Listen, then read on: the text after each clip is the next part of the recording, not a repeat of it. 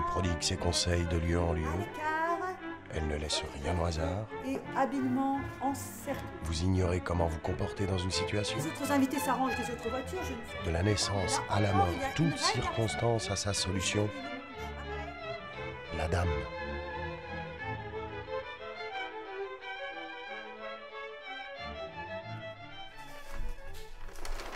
Elle est On règle toutes ces choses. logique, Car des fiançailles, un mariage ou la vie d'une manière générale ne sont qu'une longue suite de choses à régler. Ou On ne saurait absurde. l'oublier et il serait imbécile de se laisser déborder par les futilités accessoires que sont les sentiments.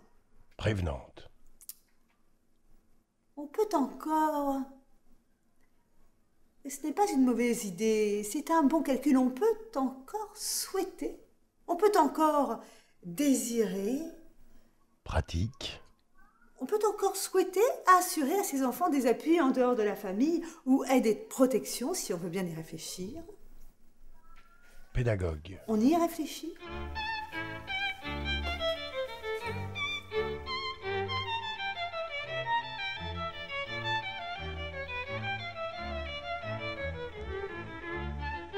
Consciencieuse.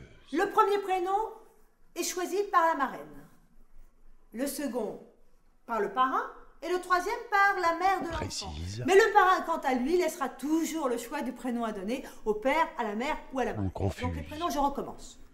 Les prénoms sont choisis par le père, la mère ou la marraine.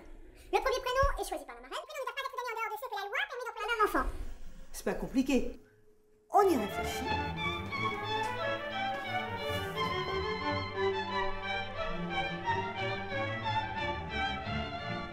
Modéré.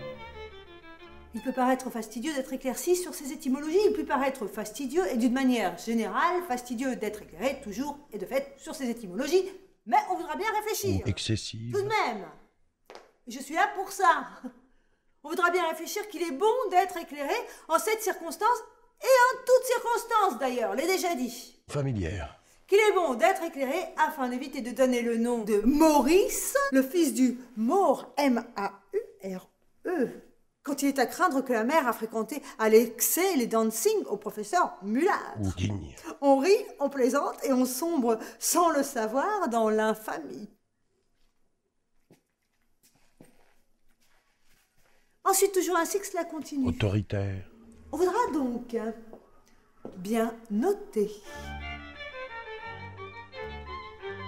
On voudra donc bien noter qu'il est bon de réfléchir en cette circonstance et en toutes circonstances d'ailleurs. On voudra donc bien noter que... Ou conciliante.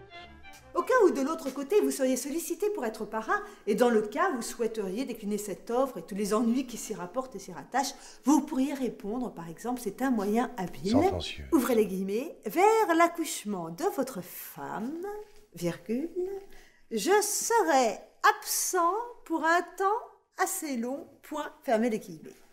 Comme cela que ça se passe.